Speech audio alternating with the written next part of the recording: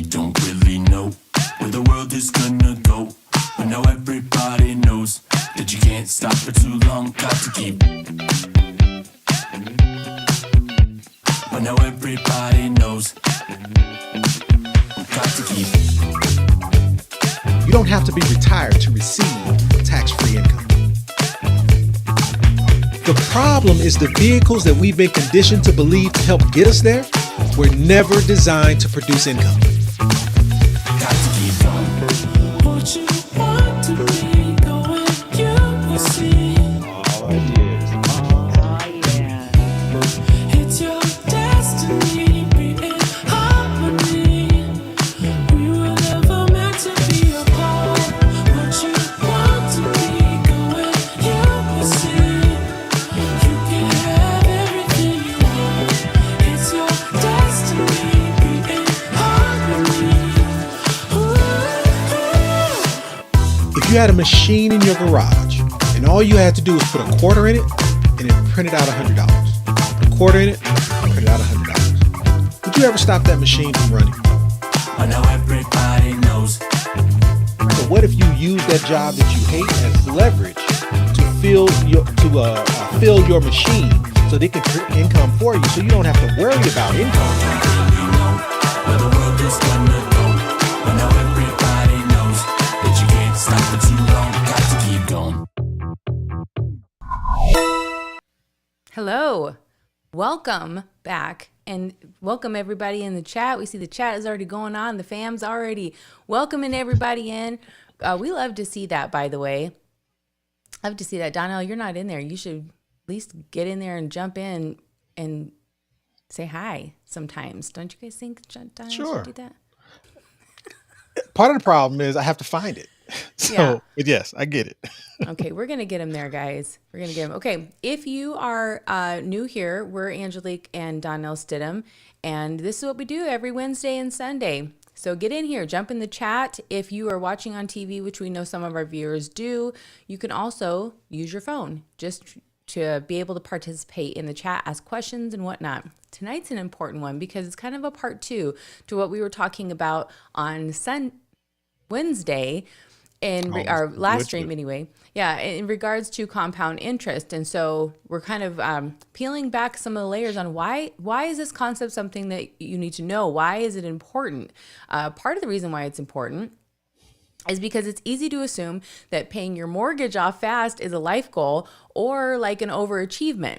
So if you're considering, well, maybe I should ask the question, are you considering the looming financial repression, or what that could mean for people who have assets locked up in vehicles that they can't leverage without somebody else's permission?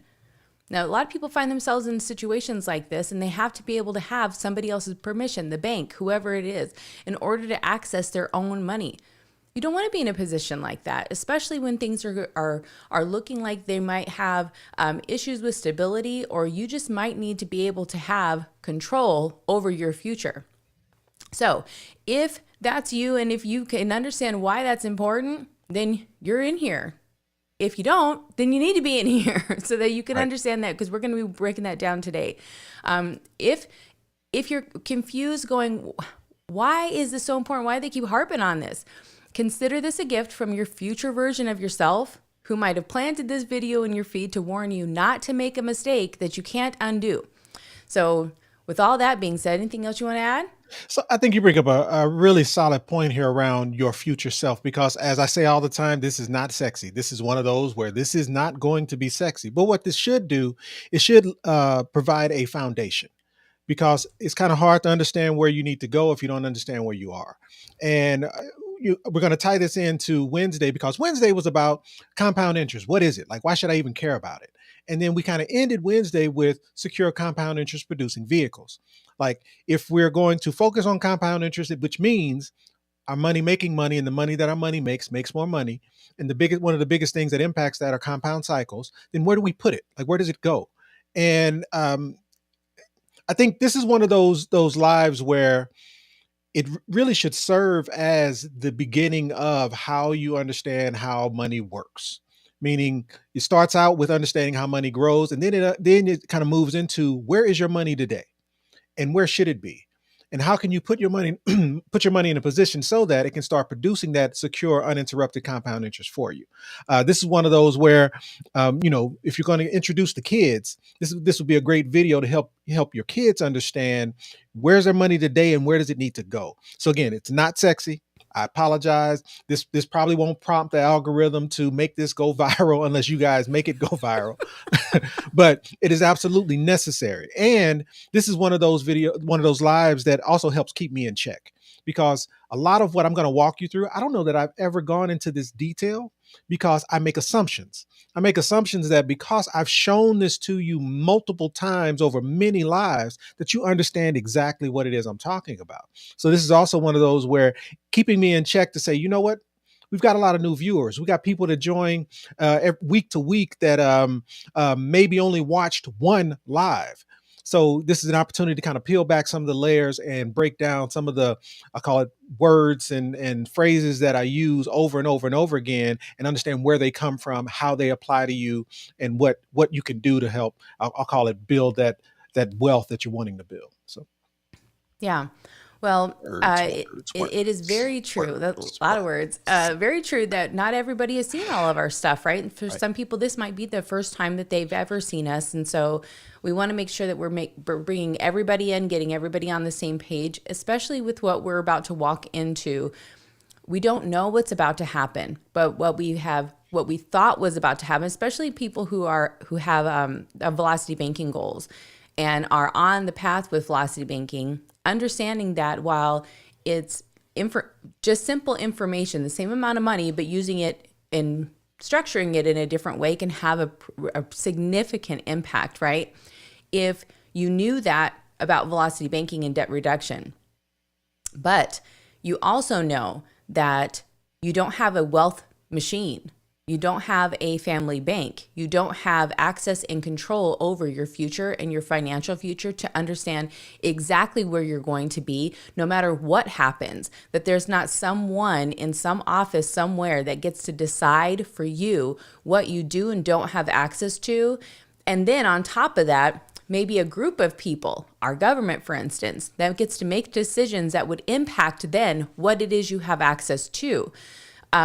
One of the reasons why I think that this is so important, it's significant to add into your equation when you are assessing, like, how am I going to build this machine and what are the pieces in my puzzle that I have to make this picture with, right? One of those things is leverage, access, control. But I think the most important part is understanding, well, I don't want to ruin it, so we'll just move into it. I just hope that more people take this seriously and will tune in, especially tonight. So if you want to bring somebody in to watch this watch along with you, I would say this is a stream for that. I don't want to get into scaring people into what's about to happen. What I can say, though, is it doesn't matter if what you have in your 401k at work right now, if tomorrow you woke up and because of decisions that somebody else made, I'll just say this part, if because of decisions somebody else made, that amount was suddenly half of what it was yesterday, and on top of that, you have to ask permission in order to access even the half that you have left. That is a problem, and that is what we're solving over here with how to get properly structured so that you can take and maintain control. In addition to that, that you can safeguard against inflation and everything else that you have no control over, right? That's what we're talking about. So you ready to jump in? Yeah, let's do it. Okay. All right, here we go.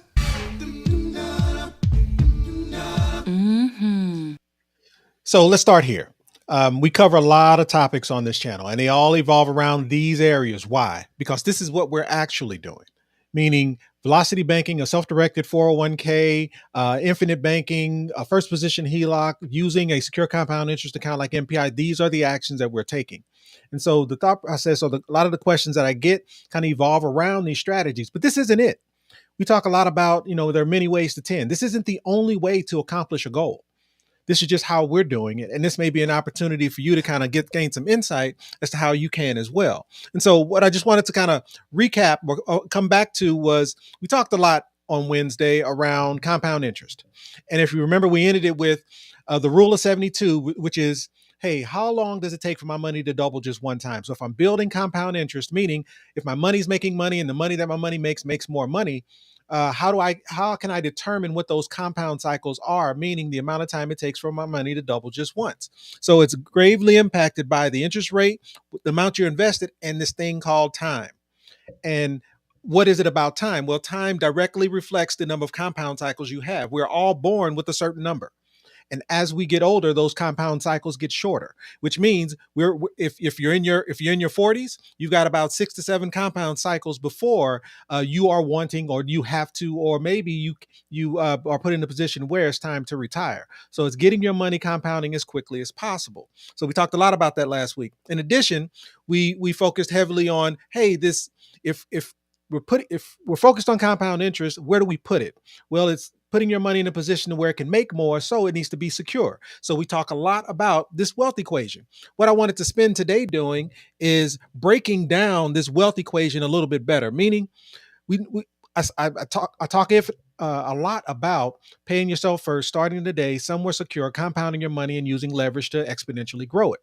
But let's really break these down a little bit, because a lot of people don't realize maybe you're here and here, meaning can these two items alone help you achieve your goal? It will. Absolutely. Matter of fact, there are millionaires in each one of these areas. So I want to break down what these are and how they pertain to you. And the piece I want you to think about is, where do you fit in this equation? Meaning, based off your current portfolio, based off your current actions, your current W-2 job, what you have in savings, how many of these variables apply to you, and what adjustments may or may not need to be made? And again, we ended Wednesday with talking about secure compound interest producing vehicles. And I highlighted there are basically 3 that I'm aware of. There may be many more. Again, I'm not the subject matter expert here, but my point is, when we're talking about secure compound interest producing vehicles, we're talking about your money making money using leverage.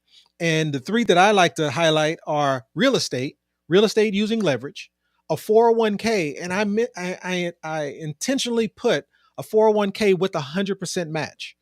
I'm not saying a 401k with 50% match is bad.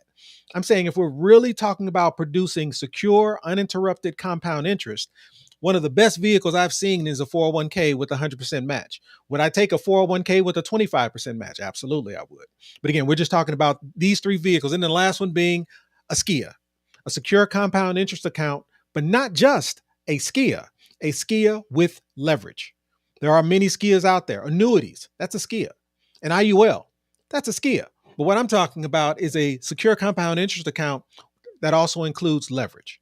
So again, want to spend some time focusing on the wealth equation and breaking it down. So, you know what? And this was some of the questions that I kind of just highlighted from the information that I pulled together. And Angelica kind of highlighted one of them, which was a new buzzword for me. But it was, okay, I understand that a secure compound interest account is how I'm going to get there. But how? What does that look like? Where do I start? What do I specifically do? Like break it down into bite-sized pieces for me. And you talk a lot about control. How do we take control? And then this weird one, how do you beat the financial repression? Do you guys know what the do you know what the financial repression is? It's my gut says you might be one of the few that could kind of break this down. So I grabbed the definition before we got on, and I'm going to read the definition to everyone. But again, be thinking about it. Do you know what the financial repression is and how it might impact you? Let me share with you the definition. I'm just reading it from my phone. Okay. Financial repression comprises of policies that result in savers earning returns below the rate of inflation to allow banks to provide cheap loans to companies and governments, keyword on governments, which reduces the burden of repayments. It can be particularly effective at liquidating government debt denominated in domestic currency. So what does that mean in English? So there's we talked about BRICS. We've talked about the de-dollarization.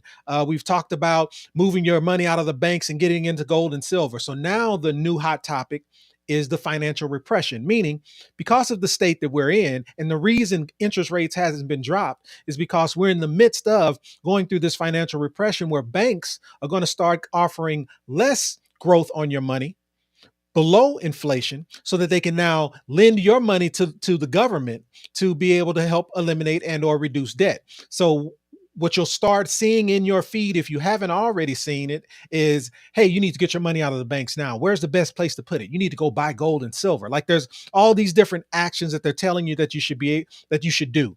Here's my point.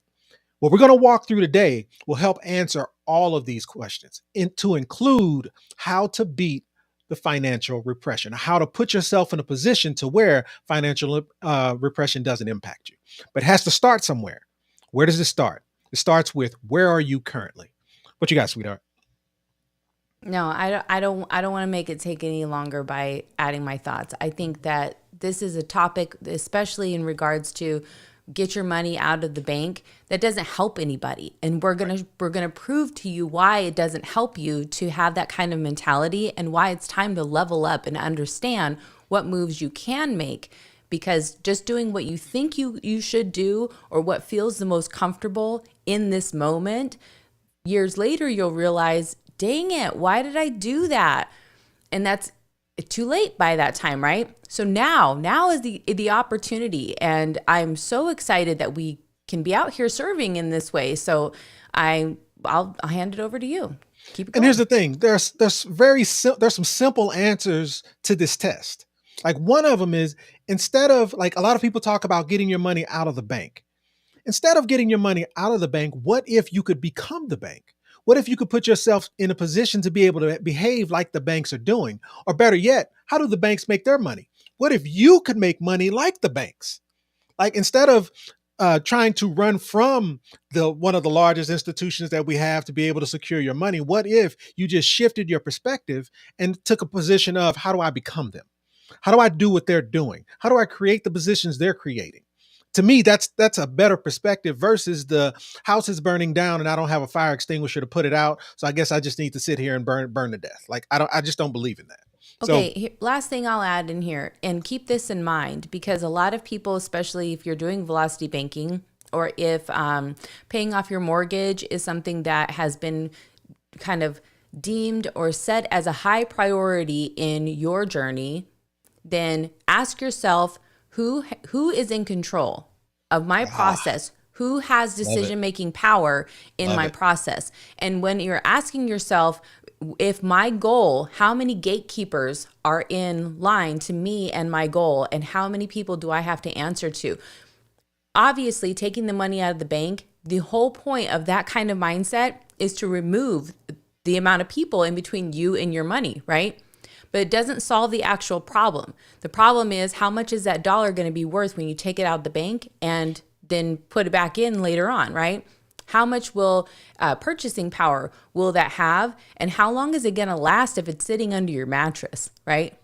So there's a lot of factors here, but I understand the concept of having control. Just ask yourself, though, there are so many other things. Taking money out of the bank is not just the move. It is also, what other systems are you plugged into? Your mortgage, the lender, the bank there, right? You're going to take your house out the bank? You can't. So why would you put all of your money into the house that the bank has and owns, essentially, right? We can't, there's a lot of things that we can't do. What we can't be out here doing is doing things that don't make sense. So back to you. Thank you, sweetheart. You're welcome.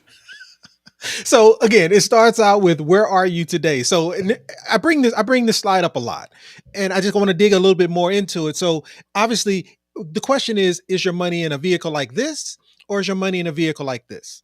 And again, what's the difference between these two vehicles? The difference is this simple item right here, risk. And I get it. The logic behind being able to put your money in a position to where it can, where risk can be eliminated, is very difficult. And how about this? Not even realistic, because in truth, even over here, there's some risk. But the objective is, how can I put my money in a position to where I can reduce that risk? But again, what we want to do today is break these variables down a little bit, because a lot of people think these are just variables, but it directly applies to you. And so what do I mean? So again, it starts with this wealth equation. So let me kind of pull it up real quick. So pay yourself first, starting today, somewhere secure, compound your money, and then exponentially put that money to work so you can grow it or accelerate the growth faster. So let's start first here. What do I mean when I say pay yourself first? It sounds obvious. Take care of you, pay yourself first. But who am I talking about? It's a group of people that actually fit in this bucket. And just so we're clear, each one of these there are rich, there are millionaires who have gained a lot of success by only focusing on this one variable. So who am I talking about as it relates to those who pay themselves first? These are my cash only people. These are the people that literally pay cash for everything. I talk about a lot of my family members a lot because I've got uncles and I've got a dad of mine who walks around with way too much cash. When I graduated college, my dad pulled me to the side and he said, "You need to make sure that you have enough cash in your pocket to get home from wherever you are. So if you're out in Hawaii having a great time, you need to have enough cash in your pocket to go buy a plane ticket and be able to get home." These are the people who they don't believe in the banks. They believe banks are the devil. And so they keep a lot of money in that shoebox under their bed or in some safe in some other some safety deposit box. I don't know. But they're great. Here's the cool part. Those who pay themselves first are great savers.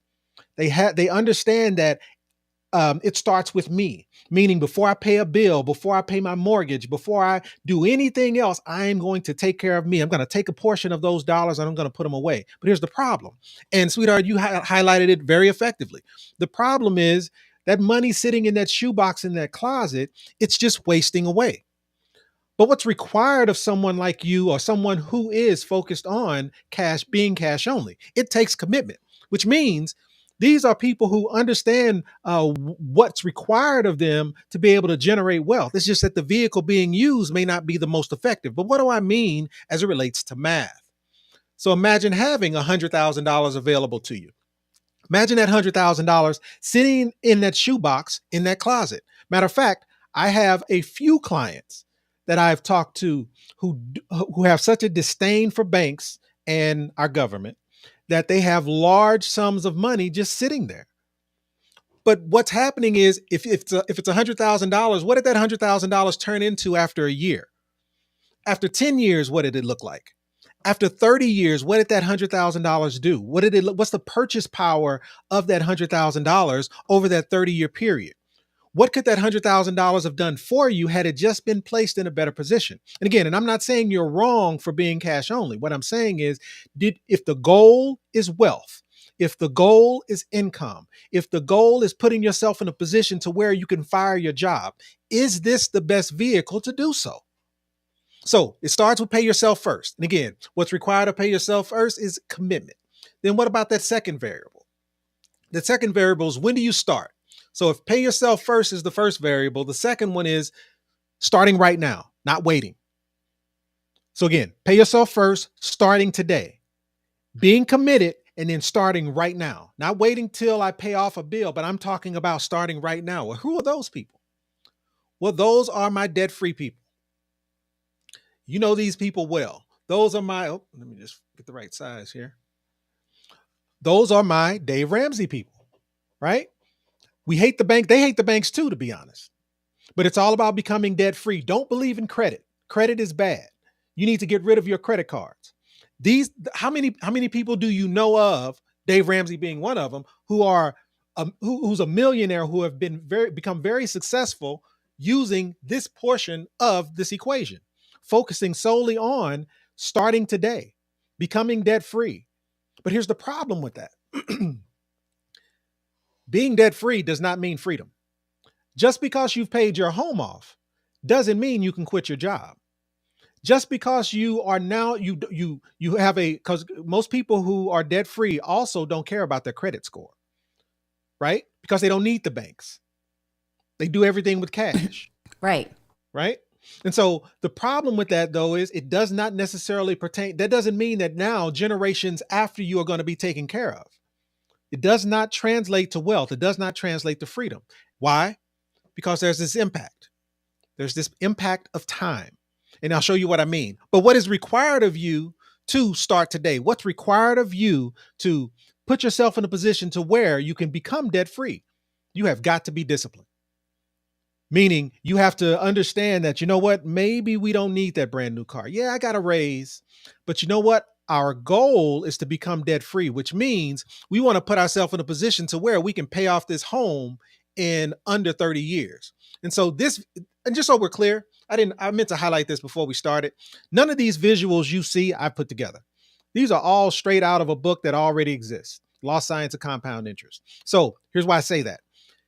What you're looking at, these two visuals, is of someone who has a 30-year mortgage at 3.75%, and they move to, I'm sorry, a 15-year mortgage at 3.75%, and a 30-year mortgage at even something higher, 4%.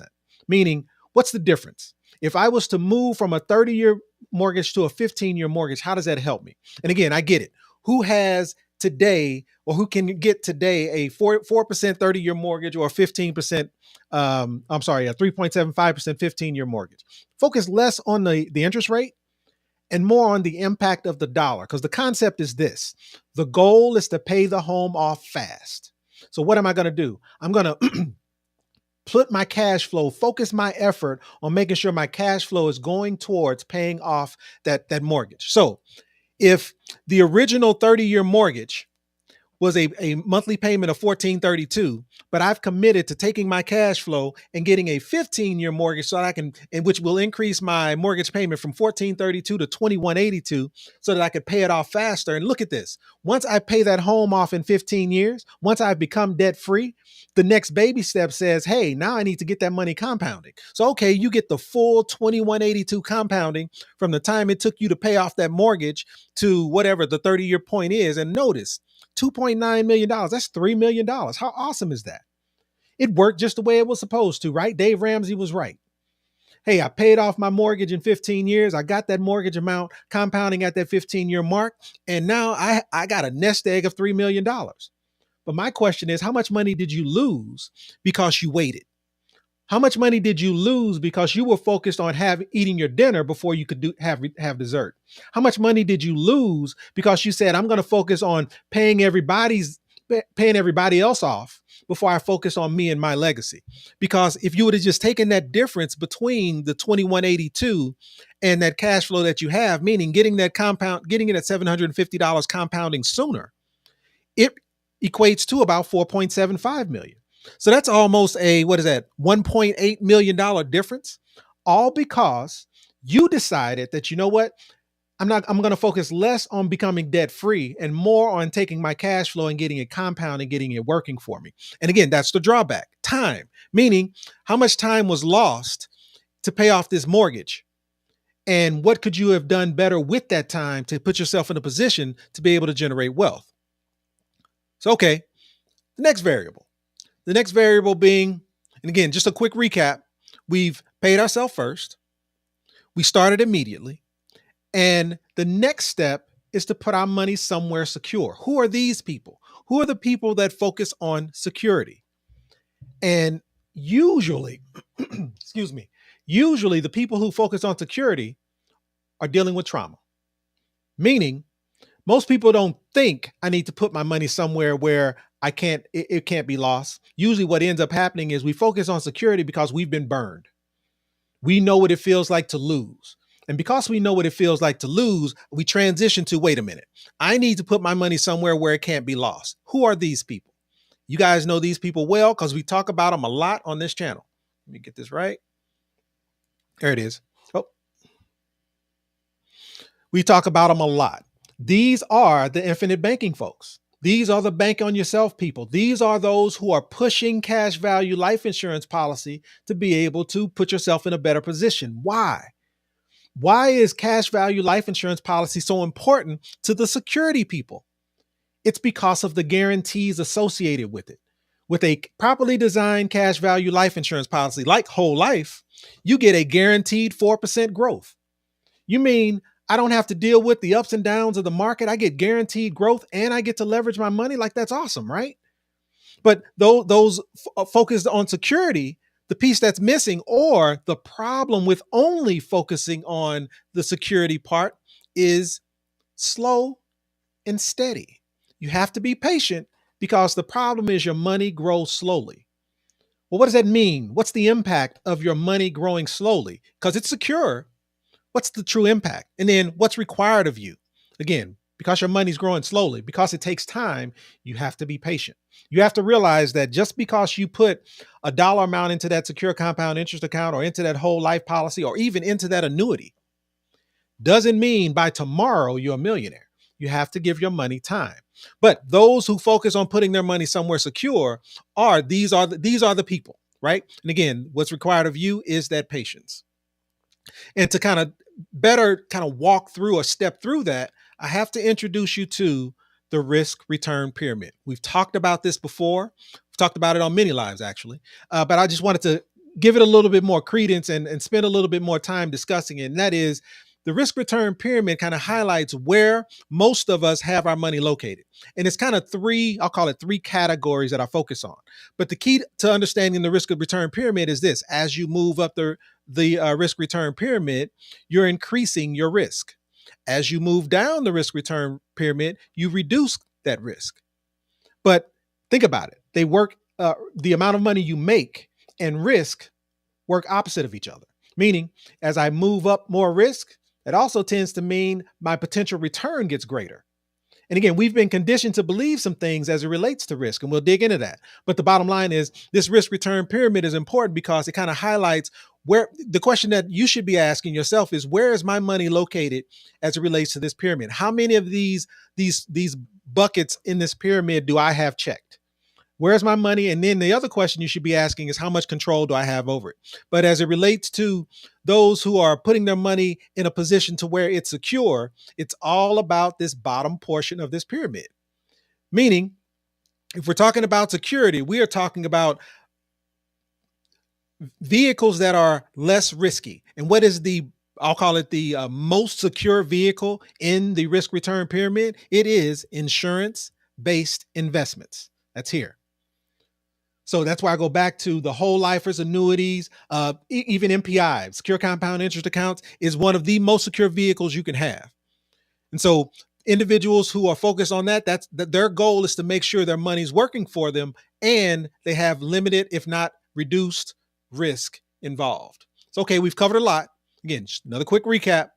We've paid ourselves first, starting today, getting that money compounding. Well, who are these types of individuals? Who am I referencing? What am I talking about?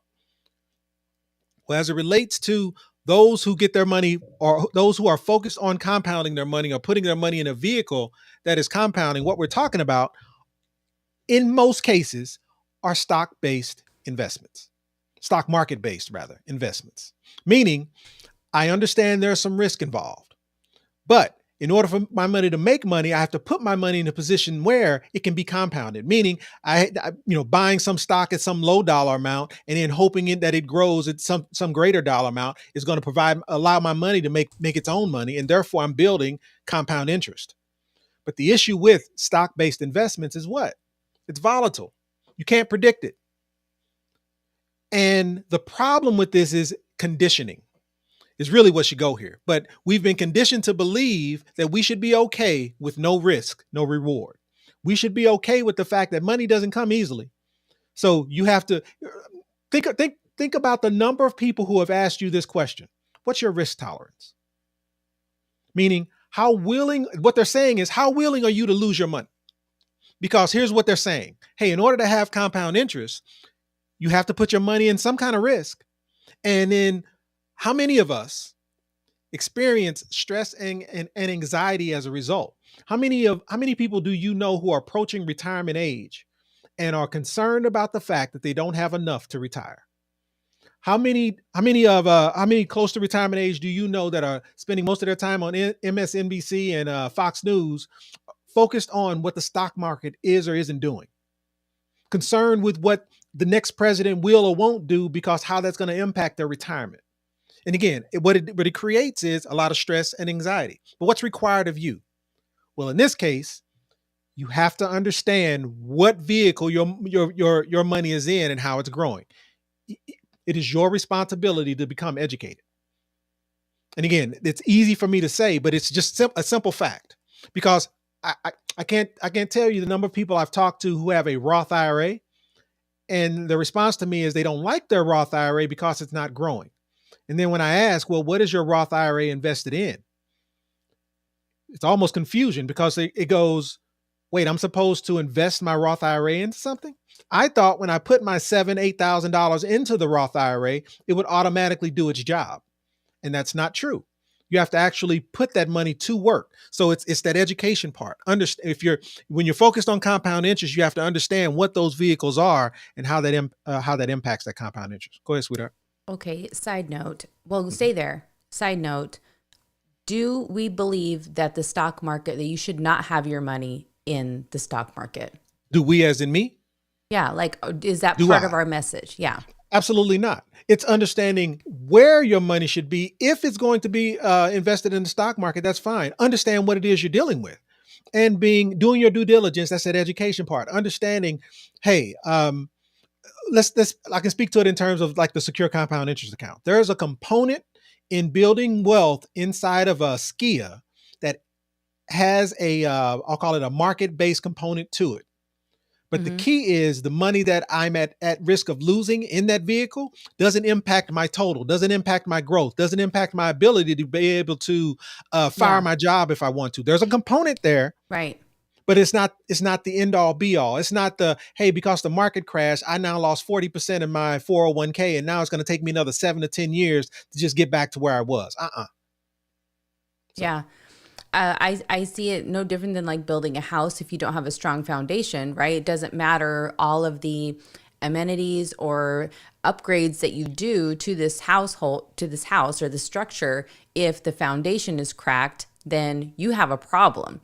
So does that decrease the value of those countertops or those added features that you did when you upgraded this house, or you flipped this house? If the inspector goes in and over time they realize like, oh no, this whole house will fall apart. All of that marble and everything else could fall apart because the foundation's not strong. I see the way that we built our machine is there's a foundation regardless. And if you want to go and play around in the casino, essentially, right? If you want to play around in that, you can. But whether you win or you lose, it's all just icing, more icing on the cake versus putting yourself in a compromising position. And so I just wanted to clarify that we do not believe that the stock market does not play a part, or that people aren't winning with whatever their strategy is with the stock market. There are people out here who are killing it. But if you ask the majority of people in the 2009 crash, what happened when they didn't see it coming? Maybe they did see it coming and they were able to sell away. Maybe they were able to make a move in time. The majority of people who could not, you can't tell your boss or your job or whoever is managing your money, your money market account through your employer. You can't tell them what to do and in this amount of time, right? You take that money out, then what happens? Now we're talking about penalties and other situations. Yeah, it's not a plan for a foundation is my point. If you're dealing with all of this and this is all the icing on the cake, but this is not something where somebody could make a decision that you can't control and the rug gets pulled out from underneath you. That's the problem.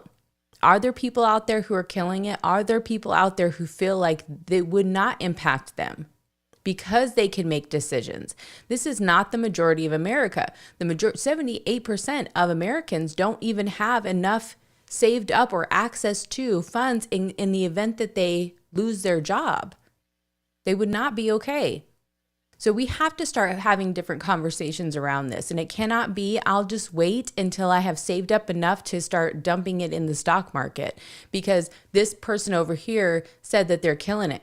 Do you know that there's probably, I think it was like 15 different TikTokers who are currently in a lawsuit because they were influencing, I think is what they're calling it. Financial influencing. Yeah, various stocks and money market accounts because they were tied to them and they were benefiting from sharing what those were with people. And we're not going to go down that rabbit hole. I'm going to reel it back in. Okay, we know that's what I'm supposed to do. But the point is, that it's not a foundation. But for some people, it is, because if they don't continue getting people to invest in these accounts, they don't have a foundation. Okay, carry on. Well, and see, and here's the key. I'm not, because we've only covered 4 of the 5 variables. I know personally many people who started today and got their money compounding. And I know there are many millionaires, maybe even billionaires, that started today and got their money compounding. So all I'm saying is the wealth equation itself has 5 variables. You can only be doing 1 or 2 of them and still be very successful. Please don't get me wrong. And I'm just highlighting who are the people in these specific variables, because I just want to make sure you understand how this wealth equation applies to you. My question is, where do you fit in these equations? Or is this you? And if it is, then what adjustments do you need to make? And again, to kind of highlight this a little bit differently, is we have been conditioned to believe that in order to have success, in order to have growth, in order to make money in this system, we have to be okay with there being some portion of risk. Again, this is the investment equation, and this is how the investment equation works. Meaning, hey, if I'm here and I lose money, I need to be okay with that, because the market's going to recover. I'm young. I can handle it. And yeah, it may take me 5-6 years to just get back to where I left off. But when I do, man, and I'm still putting myself, overall, I'm still making money. But what if you could eliminate or reduce that risk? Meaning, when the market crash, I just hold. And then when the market takes off again, I take off again. And when the market takes off again, I take off again. And then when the market crashes again, I hold. But then when the market takes off again, I take off again. So what I'm saying is, you can put yourself in a position to where you can generate secure, uninterrupted compound interest by reducing and or eliminating that risk. Well, and we see the benefit of this happening all over in different industries too, because this is the same concept as hybrid vehicles, right? Right. It's that when you need to use the gas, you're using the gas, and when you don't, you don't. And therefore, it allows you to go further and farther and faster, right? Right. Yeah. And so in going back to the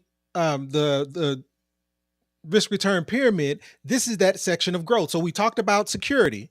This is that section of growth, meaning this is traditionally where people focus their money to be able to produce that compound interest. And traditionally, they are risk-based actions that involve the stock market. And again, that's okay, meaning many people do it. But here's the issue. Here's the issue with wins and losses. Here's the issue with, I make money, I lose money. I make money, I lose money. I make money. Here's that issue. The issue with that is it impacts your ability to generate secure, uninterrupted compound interest. And ultimately, that translates into compound cycles. Meaning, how long does it take for your money to double one time? Well, if I'm winning and losing versus only winning and holding when the market crashes, it impacts your ability from what a 7-year compound cycle might be compared to a 14-year compound cycle. And what does that look like as it relates to math? Well, if you're putting $50,000 into the same vehicles, but one of them compounds over a 7-year period and the other compounds over a 14-year period, meaning the compound cycles, each cycle is a difference of 7 years. What does that impact as it relates to the amount of money available to you as it relates to wealth? Well, a 14-year compound cycle is due to the impact of growth, due to the impact of how the market impacts your growth, forces your money to compound at 7-year, greater than 7-year increments, which means you end up with about $800,000 in an 8-year cycle. Or I'm sorry, not 8-year, in an 8-period cycle, versus that same $50,000 compounding every 7 years, it looks more like $12.8 million. That's a $12 million difference, all because of the vehicle. Meaning the compound cycles that I use, the compound cycles for it's the same dollar amount. All I did was I decided, you know what, I'm going to focus on less risk and more growth. Versus, hey, I have been educated and taught and conditioned to believe that there's no reward without risk. Meaning I should be okay with wins and losses in the market. You should not. There is a better way. Okay, and then the last piece. So again, recapping like I've been doing, we've talked about pay yourself first, starting today, putting your money somewhere secure, compounding your money. And then this last piece is leverage. To me, this is the most impactful because the idea behind leverage is the use of someone else's money to be able to make money. So, who am I talking about as it relates to those who focus on exponentially growing their money? It's about using leverage. It's about OPM, other people's money, someone's money other than yours, helping your money make money. It's about creating a spread, creating arbitrage. As I read that definition of repression, financial repression, what was it about? It was about the bank offering you lower interest on your money inside with them so that they can create a spread between themselves and the bank. What if you focused on creating a spread between you and the bank? What if you focused on creating a spread between you and other investments to be able to put your money to work? This is no different. And here's the problem with those who only focus on leverage.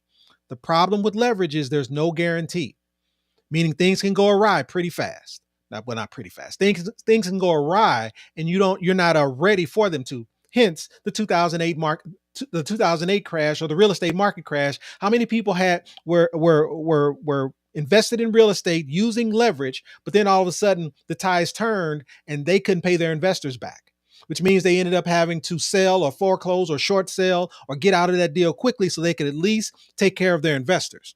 So there's no Wait, guarantee, no security. The growth is slower. And most people don't realize this. People focus heavily on real estate, not realizing the true growth of real estate kind of follows inflation. If you look at the data over time, it's not some great advanced tactic or move. In traditionally, it grows with inflation. And then the last piece is you have to be under the right conditions. When you're talking about leverage or using other people's money, borrowing money from a bank, borrowing money from a hard money lender, you have to have the right conditions, because if you don't, you could be putting yourself in a position where you're over leveraged. And then the bank ends up turning what you thought was a first position home equity line of credit or a second position home equity line of credit back into a loan. Or you get yourself in a position to where that investment that you put that money in didn't yield the return that you thought. And so now you are now liable to whatever that contract was you signed with whoever you borrowed that money from. But what's required of you? What's required of you is you have to be an active participant when it comes to leverage. Ask anyone who's investing in real estate, who's dealing with tenants, toilets, and trash. You have to be involved. Now, there are opportunities to be a hard money lender. I'm not saying there's not, but my point is you have to be hands-on and you have to understand the impact of and the power of the compound cycle. Because most people who are in this position, most people who are in a position to be able to use leverage and exponentially grow their money, again, it's coming from a place of trauma. 9 times out of 10, they're starting later than most of us. And therefore, it's more of a situation where I need to get this money compounding because I'm running out of time. yeah. Well, that's the same reason why a lot of people are focused on paying off their mortgage Exactly. early. And I want to bring this up around using OPM because I think you said the right conditions, and I was going to say the right people's money. Right. A lot of people assume that credit cards are OPM, right? I mean, technically it is, right? Right. And so when we start the velocity banking process, we feel a whole lot of trust in leaving our cash flow on these debt tools. Whose debt tool you're using is important. And to your point around some of the people, based on the decisions that they're making, and they're just assuming like, gosh, and there are people out here like the debt's not your fault, whatever the case is, whatever their message is, and this like almost like a new religion of velocity banking that's being developed right now to try to help people get out of debt, which is important. I mean, regardless, it's easy to do the math on getting out of debt is important, and it makes you feel better, makes you feel relieved, because we're also conditioned that leveraging debt makes sense also, and it's justified. Also, getting out of debt is like a big win that everyone's going to clap for you if you tell them that you got rid of all of this debt, right? However, who's clapping for you if you told them that, hey, this credit card that now was my debt tool, and I didn't know how to assess who this creditor was or what power they had over me. Now I'm realizing that I just put all my paycheck onto this debt tool, and instead of them keeping my limit where it was, because I need that space to be able to use it as a debt tool to be able to, pay my bills and whatnot, they turned this into essentially a loan now. It's not, I can't, they've reduced the balance or the limit that I have. Yeah. And so they're changing the rules because of how people are using it. I'm saying this because your house is no different. It is not a win for the bank to have, let's say you bought $300,000 house and you have now paid in $460,000. It is not a win for you to walk around this piece of paper that says, look what I have, this piece of paper. In the event that you need to leverage your equity for anything, you're either going to have to sell it or you're going to have to ask permission. There is nowhere you can go with this deed, this piece of paper that says that you have this paid off, and suddenly that's going to mean something. Now, some people think that the house is going to appreciate, that over time this house will be worth more money. It doesn't matter if you can't access it, first and foremost. Secondly, if you are banking on the fact that this house is going to somehow be worth more at some point, and so therefore it is worth more to save a couple $100,000. Let's call it a few $100,000. Let's just get crazy.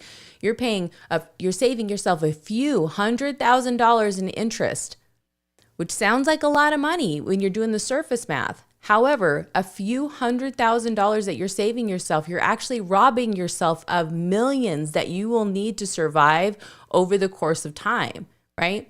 So if you are not doing the math all the way forward, it's easy to get caught up in these systems and then make these decisions and feel like you're winning because other people are also doing the surface math alongside with you. And it feels good because they feel like wins. We were programmed for these to feel like wins. But when you go to the bank and you say, okay, I did all of the steps, I did everything that looks good on paper, I look amazing on paper, I'm debt free, what else do you want me to do? It doesn't matter. They get to make the rules. Who's making the rules? They get to make the rules until you create your own system and your own bank so that you can make your own rules, and there's nobody that can tell you no. Nobody that can tell you no. And that's the place that I hope that everybody achieves to be in, and everyone can be in. Now, leveraging the bank, because now all of a sudden you have access to cheap money and you can use that to go create a spread and profit. Great.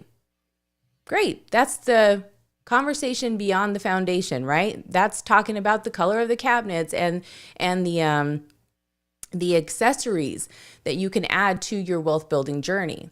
But the foundation part, it's not good enough to leave it in their hands anymore, especially now that we realize that it doesn't matter if you've had this plan for 30, 40 years. Imagine the people who were planning for their retirement, planning for their golden years back in the 80s and the 90s, and now they're having to face the same things that we're having to face, but they're doing it without a career. They're doing it with limited funds. They're doing it with everybody else being able to pull strings and because they are locked into systems that were promised to them to make sure, coming out of the pension era, right? These were the newer systems that were supposed to ensure that they had everything that they needed to survive and to live and to feel like they had won. They checked all the boxes, but they are now realizing we left all of the permission in their hands, and now we're just at the mercy of whatever it is that they say. We have the option to not design our future like that. And that's why we have to make changes. Okay, back to you.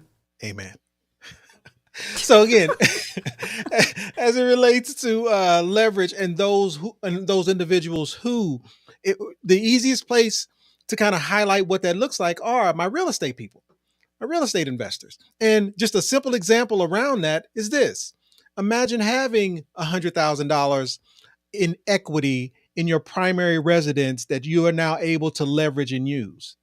This is where the Burr method is introduced, right? You're able to take that $100,000, and instead of putting it in one home, you take $100,000, split it up, and you buy 5 smaller homes, which eventually at some point, again, over time, put yourself in a position to where that $100,000 is now turned into 5. Like, that's awesome.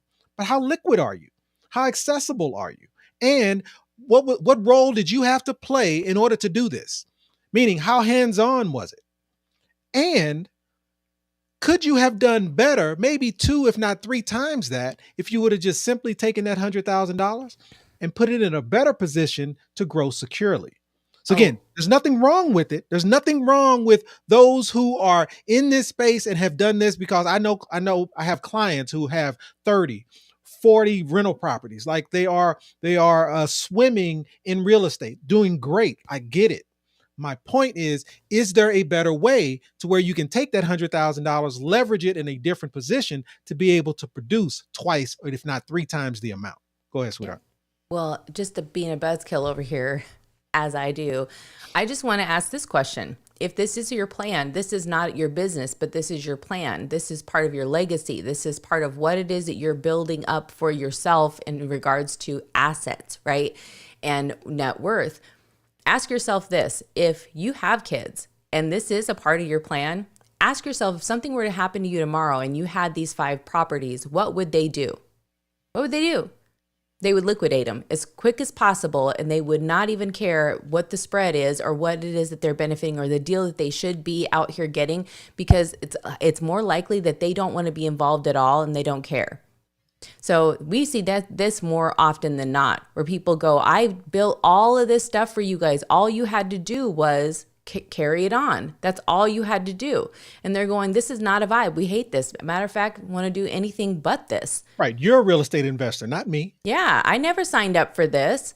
And the second that something's breaking down, did you teach them? Did you bring them along so that they're educated on how to handle a situation like that? If not, they're probably going to end up with some squatter situation, because that's what a lot of people are dealing with right now, and they don't want to.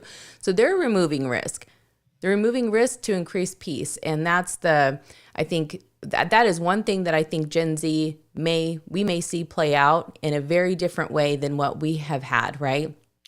We are the it's a hustle harder cultures, right? We came from generations where no pain, no gain, right? And I think we're seeing in these younger generations that they're like, no, we do not want that life for us. We want more life in our years, or years in our life, and life in our years. Right. We don't want to give up anything or sacrifice it. So however that's going to play out, it's going to play out. But the one thing that they're not doing is they are not carrying through whatever your idea was. That was for you, and they know that they do not have to pick it up. So a lot of people end up in this situation, and that's all I'm going to say. There's a lot of people who use their self-directed accounts for real estate too. And some of those are in flipping properties. Some of those are in properties without tenants, toilets, and trash, like self-storage. We saw a whole bunch of people. We've got it too. Yep. Right? Yeah. Not opposed to it. It's just understanding what that impact is. And again, going back to what's your goal. If the goal is legacy, how does this play into that legacy? Yeah. Right. Is there a better way? Is there a more efficient way? Yeah. Even Rose is down here saying, my daughter once told me to give my properties away. They don't want them. Right. About our self-storage units, though, one thing I do like about that is that they can continue them on. We've never even walked a property, and yet we get the check in the mail. And there are a lot of businesses like this. They are not sexy. They are not attractive. They are not exciting. They're not fun. But I'll tell you what, I would much rather have a bunch of not fun stuff that requires no effort on our part at all to be involved in, to profit from, than to have to hustle and put in sweat equity and still have to take the risk that it was all for nothing. So there are a lot of opportunities out there. If you're following us, if you haven't subscribed, please do. If you're following us, you're going to learn about all of these types of systems and how just unfun passive income can be. How you can Netflix and chill and check the mail and have a check in there at the same time. And regardless, you can still do other things too, but the foundation, like that sense of security, is what we're talking about here. And that's what I hope people take away from tonight's stream, is that foundation and that strong strong foundation of financial security. I wish that for everybody, that everybody gets to have a piece of that, that they get to go to bed at night knowing that if they want to go play in real estate, they can play in real estate, and the pressure isn't there in the same way. You're not risking your future, the future of your children, your grandchildren, and everything you've worked so hard for a deal that maybe you just didn't have enough information about. Now, there are other people out there, like Cherry Pick Capital, for instance. They go out and they do it for you, right? They're one of those companies that you can kick back with your feet up in your recliner while they're out there obtaining the properties, the tenants, the toilets, the trash, and all of those things, and you're not involved at all. I mean, essentially, that's the majority of their investors, right? Yep. Yeah. So they just need your capital, and they'll go out and do those deals for you because they're very tenured at doing that. So, there's a lot of those types of opportunities out here, but doing the it moral yourself, of the story, though, is it's not dream, this or that. But it's not this or that. It's not only pay yourself first. So it's not only start today. It's not only making sure your money's secure or compounding it or being just a real estate investor. The question is, what is that vehicle? Where are those vehicles that can encompass it all? Why not this and that? And that's where, I kind of highlighted a few, but the key piece there is, as it relates to that risk return pyramid, is there a vehicle that can allow you to use the security of insurance-based products, have the growth of those stock-based products, and be able to use the leverage of real estate to be able to generate and or build wealth? Does it exist? It absolutely exists. If your current structure, your current portfolio doesn't fit, then what are those adjustments that need to be made in what it is you're doing today? So in addition to, not in spite of or instead of, or hey, I'm a great day trader, so Donnell's telling me quit day trading and go do something different. No, I'm saying in the midst of you day trading, where are you paying yourself first today, securely, letting your money compounding using leverage? If the answer is nowhere, then how do you take a portion of that money that you're making day trading and do that? If you're a real estate investor and you've got 30 properties, but you can't fire your job. You've got 30 properties yielding you a return, but it's not secure enough for you to tell your job, you know what, I'm going to do something different. How can you put those 30 properties in a better position so that they can? That's the question that deserves an answer. Yeah. Tom, I'm going to read this comment real quick. Tom was saying, dang it, Angelique, I was so pumped until you reminded me that my teenager can't get up for school rather than take over my rental property dream. And that's it. It doesn't, your dream can be your dream, but if it's tied to everything that you're working for and you're thinking to yourself, you're getting up in the morning thinking, I'm doing this for my kids, I'm doing this for my grandkids, this is all going to make sense one day. It can. That's great. You got to bring them along and you got to help them see the vision, or you might be, well, maybe you won't be here to be disappointed, but it would feel disappointing to think that as soon as you were out of the picture, that they were like, oh, thank God we don't have to do any of this stuff. There's no one there to force us to continue on, because they didn't understand the vision, or they don't see it. We have to bring these generations along with us. So I think this is just a reminder. Tom, thank you for reminding all of us that it doesn't matter where they are in their process. Kids will be kids. Kids are going to be adults one day. And it happens fast. Time flies. We have to bring them and pull them in and make them a part of these conversations too. We aren't promised tomorrow. Right. And so what's the moral of the story? So again, I don't have a crystal ball, so I don't have the answer to all of these questions. What I can tell you though is having your money in a position to where, regardless of what happened, regardless of what the next thing is, if it's financial repression or BRICS or whatever the next issue, the de-dollarization, or we're now digital, or banks have collapsed, putting your money in a position to where you can pivot. You can take action. So what does that mean? At the end of the day, it's just about becoming self-directed. It's about you taking control. If you don't have control over your money today, what are the actions required of you in order to take control? Yeah. What are the actions required of you to put your money in a better position to where it doesn't matter who's president? It doesn't matter whether Elon Musk did or didn't say something stupid on Twitter. Like, none of that matters. What matters is, hey, I've got a vehicle that is working for me. How about this? Your home. One of the largest assets we have is our home. How much control do you have over the equity that is being built and generated in your home? How can you put your home in a better position so that it can start generating wealth for you versus, hey, I'm focused on paying down this mortgage because I don't want to pay the bank all this interest.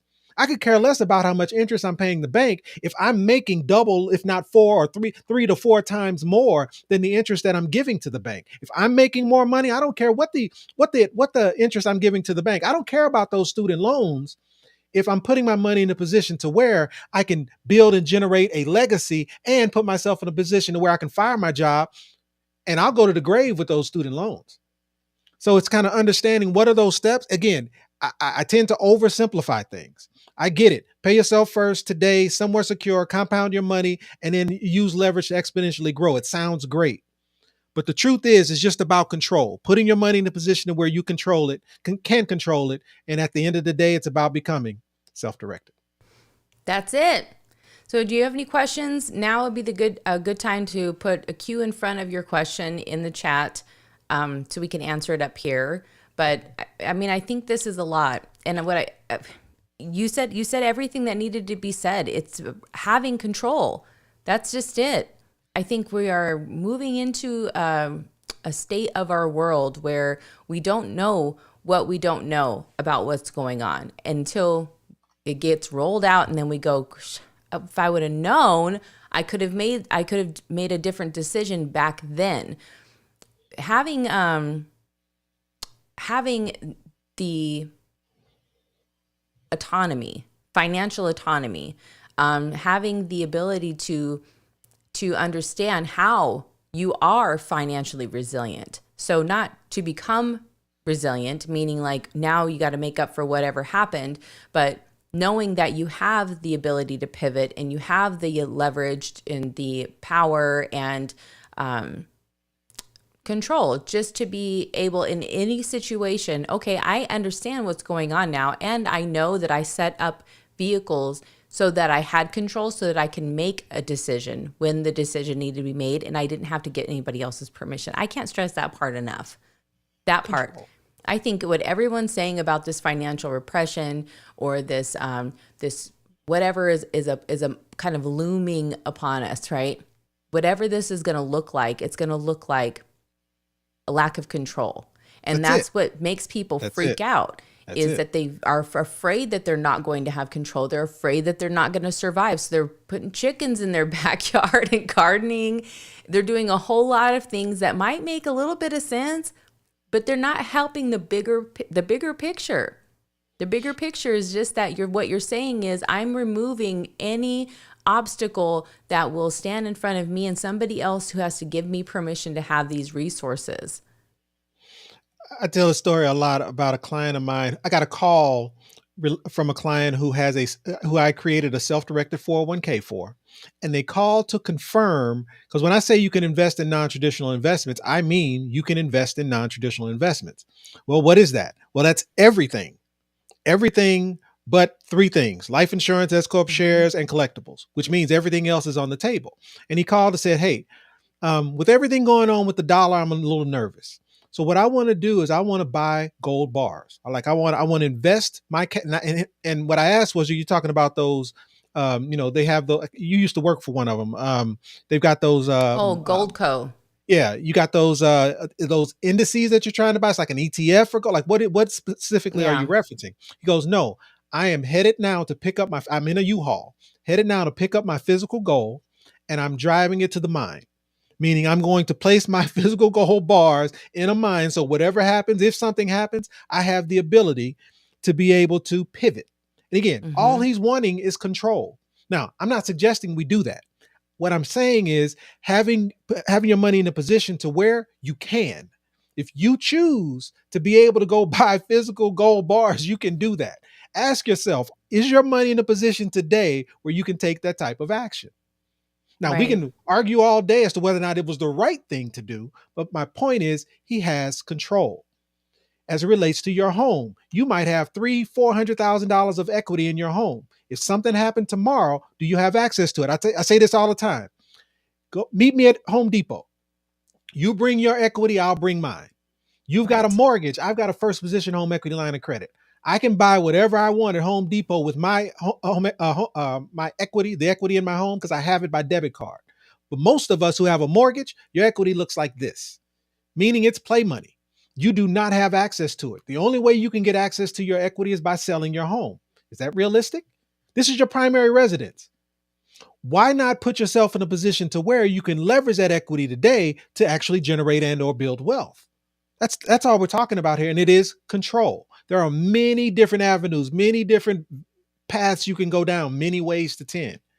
But it all starts with understanding where are you today and how what you're doing today plays into that wealth equation. Yeah, because I think it's a lot of the time we're having a conversation around this or that, right? Right. It's not. and it's not, right. It's this and that. If you are leveraging your equity, is it still possible that your home, the value of your home could increase for later? Yeah, totally. Is it still possible that you can grow that money and make it make sense? Absolutely. I think we get into this or that. Okay, which one am I? We had somebody in our community who's currently in this kind of situation. They were going, which way am I going to go? Right? Am I going to do infinite banking? Am I going to do velocity banking? And we were like, it's not this or that. Right. And because the infinite banking community didn't understand velocity banking, they just saw it as a challenge. And so they're going, infinite banking is better. It's a stupid argument, by the way, for anybody who's out there who's in these infinite banking groups who keep comparing it to velocity banking. You sound dumb because it's not a comparison. But they're out here confusing people just simply because they want to write policies. That's really what it is. It's not this or that.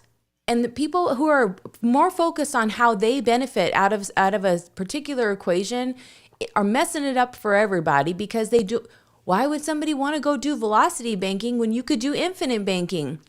Make it make sense. Go learn about infinite banking. I think that's a problem with people with MPI too. They don't want to learn about something so that because it's not what they're doing, they just instantly go, we don't like it. It's not the best because what I believe is the best. Well, I promise you right now, if what they believe is they cannot show you how in 20 years you're going to have full control, you're going to be able to pivot, and there's not going to be a gatekeeper between you and the decisions that you can make, then what's the benefit? What's the benefit to you or to them? Which one? But we do believe that it's this and that. And so that is why getting educated on all of these topics is specifically to understand compound cycles and where your opportunities are to leverage the funds or the assets that you currently have to be able to maximize that leverage, maximize those opportunities so that you can make bigger moves as they continue to compound. And I think that's really what we're talking about here. We're not even really just talking about what this next 10, 13 years is going to look like going into and coming out of whatever it is that we're looking at, right? Let's just call it 13 years just to be safe because I feel like that is a pretty safe thing. In the middle of this, the eye of the storm, right? The eye of the hurricane. That is where people who have access to their capital, people who have leverage, they win big. You know it too. You know it too. You know that this is where tons of real estate investors came and swept up all over the land, and they bought up all of these neighborhoods and dang near cities, right? At the bottom of the market because they had access to leverage and they understood how to use it. That's it. They understood how to become a bank. That's essentially it. And some of them were banks who were buying them up because they were gaining them with their foreclosures. Imagine how many people had put in hundreds of thousands of dollars. And because of the economy and how it shifted, it didn't matter because the bank just took the house. Did they give them their money back? No, they didn't. They didn't get a single dime back. The bank just moved right on to go put somebody else in that house and sell it for full price. These are the situations that we get ourselves into when we are leaving the strings with other people. And we've seen this happen before. And so we just have to make different decisions now. Let me see if there's any questions. Okay. And I don't doubt that there aren't many questions tonight, and here's why. This is kind of jarring too. Yeah. And to me, here's how I hope this tonight's live will serve. At some point in the future, this will be used as the foundation to understand how and what and where your money should be, because it's kind of hard to argue with anything that I've placed in here, or unless there's some confusion, unless I said one thing but it sounds another. I think there may need to be some clarification on things. But this is where I think we can just open it up for any questions, not necessarily related to tonight's live, just any question in general as it relates to how money compounds or any vehicles that we've talked about. Because in truth, it's just a lot of information. And I think this is just one of those that's going to serve as, again, it's not a viral moment. As much as I know you wish there was one, it's just not. It is a lot of foundational topics, a lot of base, a lot of definition around why things are the way that they are and where you fit. And I think that's just what this is. Yeah. What I hope is that we can see now that it's not about this, even our timeline, like the amount of time that we have here. What we can see is that we have to start structuring our families to learn in this way too, so that we can continue on generation after generation to, if we're going to build a machine, that machine can continue feeding itself and producing enough financial security, which is a totally different word. This is not just passive income. This is not financial freedom, meaning that you have just enough to barely survive, right? This is financial security, meaning it doesn't matter what, you can sleep at night knowing if something were to happen tomorrow, it's probably going to be okay and you could probably cover it, right? More than likely. That's security. That's a completely different feeling. Tom has a great question, so I want to bring that up. I'm excited to start my 3.75 compound cycle MPI with self-directed. Why am I leaning towards starting with my teenager who doesn't even have a job yet? Legacy versus reality. Ooh. That's the pay yourself first, because that's all that is. At least that, to me, what I hear out of that is, you're absolutely right. Hey, how can I put my family? We've got 4 boys who have, like, maybe 1.5 of them do, but majority of them have no idea as to the power that they have in their hands right now.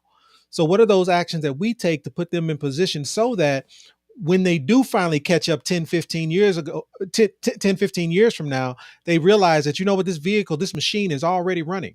It started running when they were 21, 22, 23, 18, and that this vehicle has already been in motion to where at 35, 42, they don't even have to worry about it. But we have to kind of force this down their throats, because otherwise, why would they listen to us? Like, right?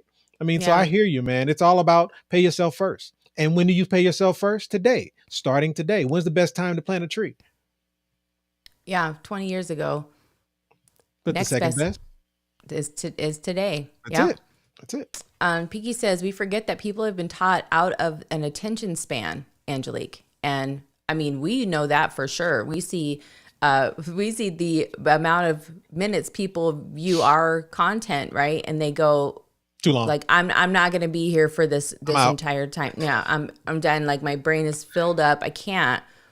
It's what's so unfortunate is if somebody else is like, I'm going to give them the Candyland version, or I'm going to give them what it is that they are looking for, because that's what an algorithm will cater to, and I'll get more people to watch. Therefore, if more people watch, it makes it seem like I'm giving better information, right? Because they are catering to that attention span as well. They're catering to paying off your home early feels better, so more people are going to watch it because that's what they're searching for. It's unfortunate because how do you get people to be steered in the right direction? Later on down the road, they're going to say, why? How come nobody told me? How come we weren't having these conversations? Around Thanksgiving, we heard people, we had a stream called Pass the Gravy. I thought it was funny. Nobody else did. Noted. That's where my jokes failed. Talking about your jokes before.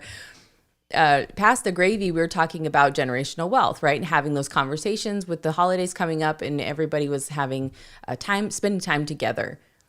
But a lot of people were texting and going, hey, look, I tried to have this conversation with my family, and here's what happened. Like there are some people who just felt like they know everything, and there's no because of the position that I was in before I started educating myself, there's no possible way I had any authority on any of these topics. So like, just be quiet over there, right? Don't get into grown folks conversations, even though you're grown, even though we need you to participate and have a discussion. We would rather be the smartest person in the room here in this space, because that is more valuable than everybody leveling up financially. Right. And that's where we are in the social media space as well. We can't have conversations around this type of stuff because it may be off brand for them, right? They can't have these conversations because they don't want to learn about that. Why do they need to? It has nothing to do with their business. Well, don't you want, isn't the point to serve people? Isn't the point to help people? Isn't the benefit that you're selling to people that they're going to benefit from this? My favorite groups are the ones who reach out and they have you come and speak to their groups, like as a whole. And when you walk in, they don't know how to even like introduce you. All they say is, sometimes they say things sounds really weird.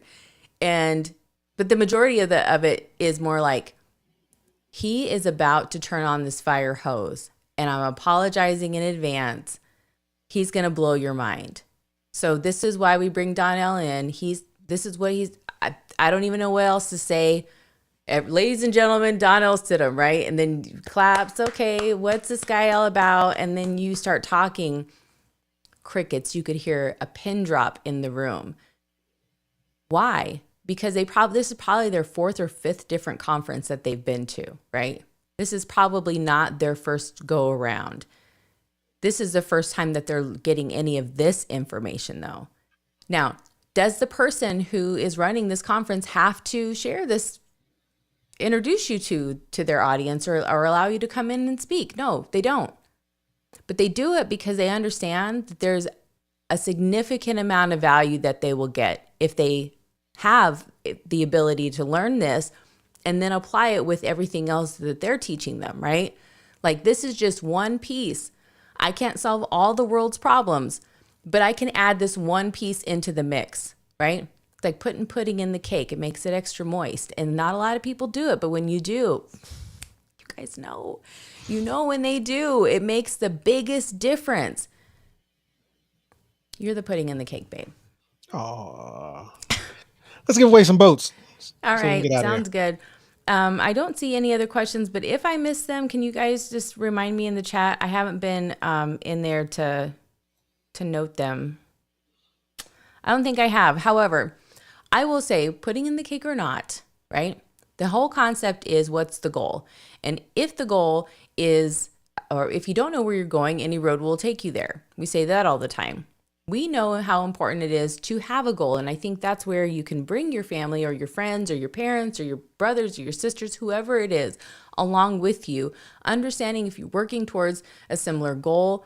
But the questions and the decisions that we ask ourselves and that follow us along the way, and those opportunities, how we see them, how we vet them, all of that impacts where we're going, right? And how we get there. So we give away this boat. And if you're new here and you haven't gotten a boat here on our live stream, now's the time to put #boat in the chat. I'll put that up. And we're going to share right now why we give this boat away and why this is called a 1-sentence solution, why this has become a mantra in our home, and hopefully it will have the same impact in yours. So here is the boat. In 1998, a British rowing team dreaming of the Olympic gold found themselves ranked 7th. Their focus had always been on the competition day, but they realized the keys to reaching their highest potential were hiding in the decisions that they'd make over those next 2 years.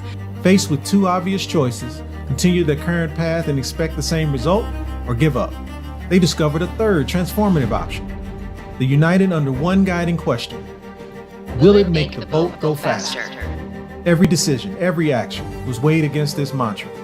If the answer was yes, they could, but would have to do it. If the answer was no, it was forbidden, non-negotiable. Prior to the competition, this team was doubted and ridiculed, but no one knew what they had been doing. And once they hit the water, they were nearly unrecognizable, achieved their pinnacle, and won the gold. So we ask you, What is your goal? What are you willing to do to achieve it? will your story feel unrecognizable, even to you? Are you willing to light your beacon and stay focused, stay committed? Is your story non-negotiable, or are you waiting to find out how you ranked? Your financial future is not a game. You are only competing with yourself and those in the boat with you, your family and the many generations to come. Will this make the boat go faster? A sounding alarm, a beacon of clarity amidst turbulent life decisions. It's not just about speed, but direction, purpose, and an unwavering commitment. Every choice, every sacrifice aimed at the goal. The first agreement this team made was to become fully self-directed, making their health their wealth, adopting a new perspective on their time and freedom, and the decisions they could fully control to reach their goal. Will we make your boat go faster? That is our pledge to you. Our mission is to arm you with knowledge, strategies, and insights to ensure that not only you reach the goal, but you do so long before your race is over.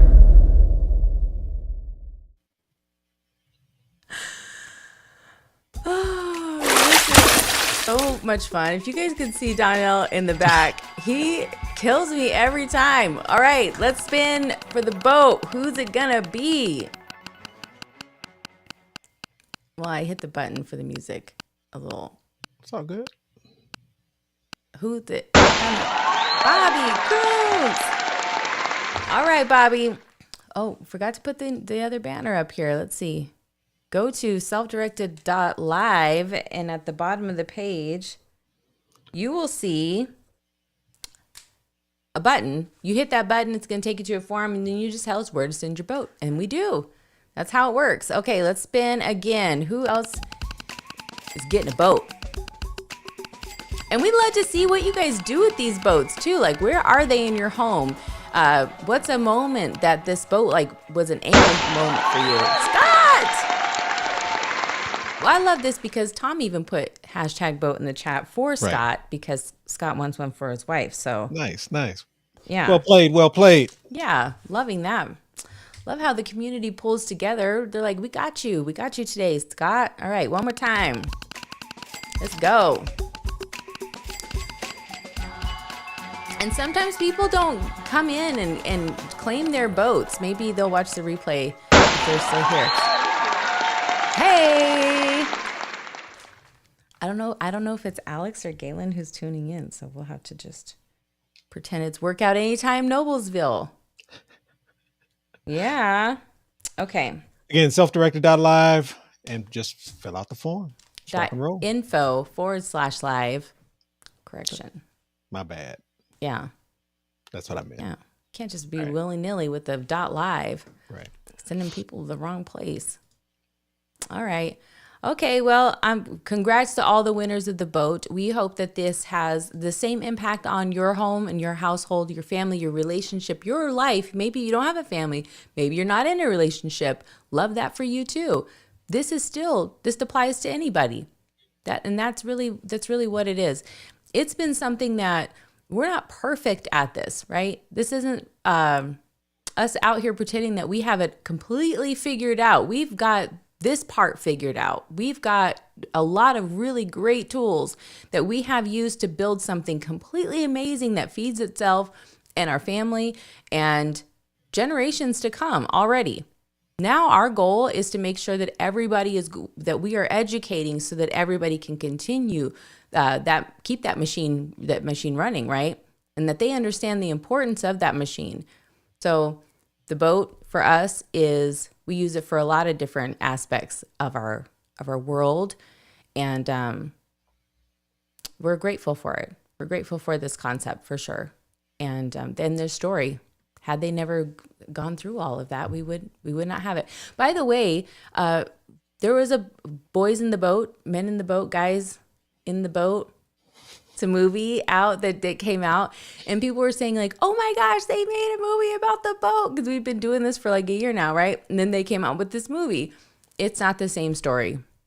It's a good story, though. It It's is a actually good story. pretty good movie. Yeah, we were going to give away tickets to the movie, but then we went to go vet it to see if, like, is this the same story? This would be amazing, but it's not. It's not the same story. It is a good movie, not the same story, but in order to get in on this, you got to come back. If you didn't get a boat, you got to come back and get one because we got them. We want you to have one. We want you to have one. So everybody can have one. And if you need an extra one, let us know. This is something that is so important to us and our family. And we just hope that we can build a community of other families who are doing the same thing. Again, it's less about us. It's more about you. So let us know, are there topics that you want us to cover? Are there things that we can do to help inside of your community? Educate people, just no different than what we were talking about with the real estate people that invite you to come in. How can we support you? How can we support you moving your boat going faster? Okay, so there's that. I think we got all the questions together. Scott has one. Are we changing times for the live? We are still, thank you. We asked inside of our Facebook group, what do they think about the times that we have? And is there maybe some change that needs to happen so that we can serve more and reach more people? And that is a question that we still have out so that we can understand if it's the day, if it's the time. We do know that a change is coming, and so we'll keep you posted on that. Nothing for right now, but if you'd like to chime in on that conversation, jump inside of our Facebook group because that's where we're having that conversation, or you can leave it as a comment below. We're fine with that too if you're not on Facebook. So commenting here helps us grow. Of course, we love that. We love to see comments, and we try to answer as many as we can. Otherwise, if you have a comment or a question and you've watched this and you thought to yourself, you know what, I would love to get his perspective on what I've got going on in my own situation, but I don't feel comfortable putting it in the comments. I don't feel comfortable having this conversation in front of everybody. I have questions, but you know what? If I got to do that, forget it. You don't have to. You just book an appointment. They're free. Here's where you go. Right here. This is where you go. And then just find the calendar icon. It'll take you to the available times or the times available. You can book a call there. However, we do have a lot of free resources. I was putting the banner up for the book through most of this stream. And if you haven't read this book, if you've been here for a while and you have not read either one of these books, you need to read the books. There are so many, there's so much information and then we can't possibly have given it all out even by now when we're kind of using examples, right? Only certain parts apply. But when you read this information, might spark more questions, but it also might unlock something that you haven't heard yet here. So don't wait for us, and you can go ahead and grab those books now. Okay, that's all I've got here. So you ready? Let's do it.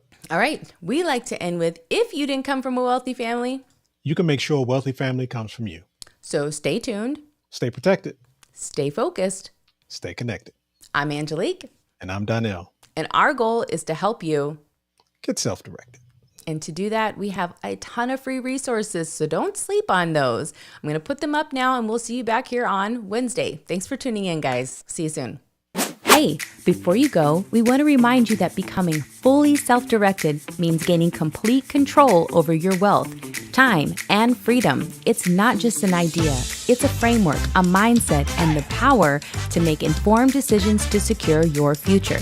Being here means you're taking those steps, and we want to thank you for allowing us to guide you.